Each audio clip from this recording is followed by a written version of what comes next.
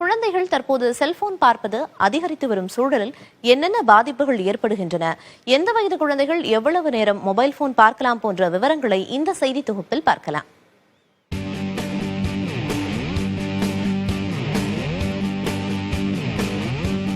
மாறிவரும் நவீன உலகில் குழந்தை பிறந்தவுடன் பெற்றோர் போட்டோ எடுப்பது, அதனுடைய குறும்புத்தனமான வீடியோக்களை ரீல்ஸ் எடுப்பது என மொபைல் போன்களோடு குழந்தைகளுக்கு அப்போதே தொடர்பு ஏற்பட்டு விடுகிறது. முன்பெல்லாம் குழந்தைகளுக்கு சோறு ஊட்டும் போது நிலாவை காட்டுவது, காக்கா கதை சொல்வது என அப்போதைய பெற்றோர் பல்வேறு வழிமுறைகளை வைத்திருந்தார்கள். இப்போதெல்லாம் குழந்தைகளுக்கு சோறு ஊட்டுவதற்கும் அவர்களை சமாதானப்படுத்துவதற்கும் எங்களுக்கு ஒரு கருவியாக மொபைல் போன்கள் மாறிவிட்டதாக தெரிவிக்கிறார்கள் பல தாய்மார்கள். யூடியூப்ல கிட்ஸுக்குன்னு தனியாக இருக்கு இல்லையா, அதுதான் நாங்கள் காட்டுவோம். ஆக்சுவலாக இவங்க சாப்பிடும் போது தான் பார்ப்பாங்க. சாப்பிடும் போது சம்டைம்ஸ் போர் அடிச்சதுன்னா அந்த டைமில் பார்ப்பாங்க. இவ எப்படின்னா வீட்டில் எல்லாரும் கூடயும் விளையாடிட்டே இருப்பா, விளையாட்டுத்தனத்தில் சாப்பிட மாட்டா. அதனால நாங்கள் இப்போ சாப்பிட்ற டைமில் மட்டும் ஃபோன் கொடுக்கறது. மொபைல் போன்களின் பயன்பாடு அதிகரிப்பு காரணமாக வெர்ச்சுவல் ஆட்டிசம் உள்ளிட்ட பல பாதிப்புகளுடன் குழந்தைகள் மருத்துவமனைக்கு வருவதாக கூறுகிறார் குழந்தை நல மருத்துவர் செந்தில்குமார்.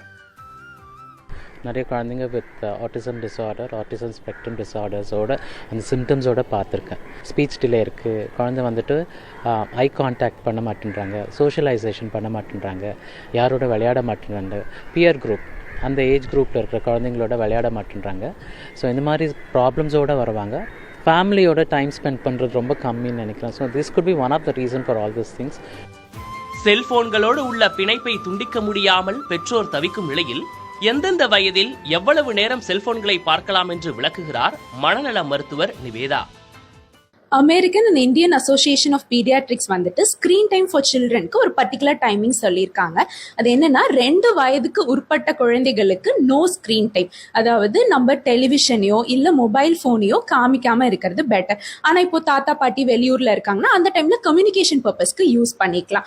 அதே போல 2 வயதுல இருந்து 5 வயதுக்கு உட்பட்ட குழந்தைகளுக்கு 1 மணி நேரம் நம்ம ஸ்கிரீன் டைம் அலோவ் பண்ணலாம்னு சொல்றாங்க. அதுவும் இந்த எஜுகேஷனல் கண்டென்ட், அதாவது இந்த ரைம்ஸ் மாதிரி காமிக்கிறது ஓகே. மோர் தென் 5 இயர்ஸ் இருக்க கிட்ஸா இருக்காங்கன்னா 2 hours நம்ம அலோவ் பண்ணலாங்க. அதுவுமே பேரண்டல் கைடன்ஸ்ல நம்ம பண்றது பெட்டரா இருக்கும்.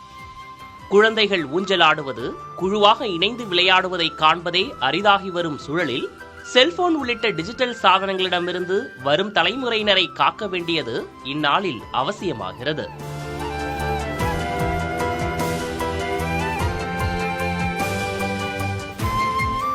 குழந்தைங்க அடம் பிடிக்கும் போது அவங்கள சமாதானப்படுத்துவதற்காக நாங்கள் மொபைல் ஃபோனை கொடுக்குறோம் அப்படிங்கிறது தான் பெரும்பாலான பெற்றோருடைய கருத்தாக இருக்குது. ஆனால் மொபைல் ஃபோன் இல்லாத காலத்தில் என்ன பண்ணியிருப்பாங்க, குழந்தைங்களுடைய கவனத்தை திசை திருப்ப 1000 வழிகள் இருக்குது. அவங்களோட நம்ம அதிகமாக உரையாடணும், அவங்கள வெளியில் கூட்டு போய் விளையாட்டுகளை அவங்க விளையாடுவதற்கு அவங்கள ஊக்கப்படுத்தணும் அப்படிங்கிறதா மருத்துவர்களுடைய அறிவுரையாக இருக்குது. புதிய தலைமுறைக்காக ஒளிப்பதிவாளர் விஜயுடன் விக்னேஷ் சுப்பிரமணியன்.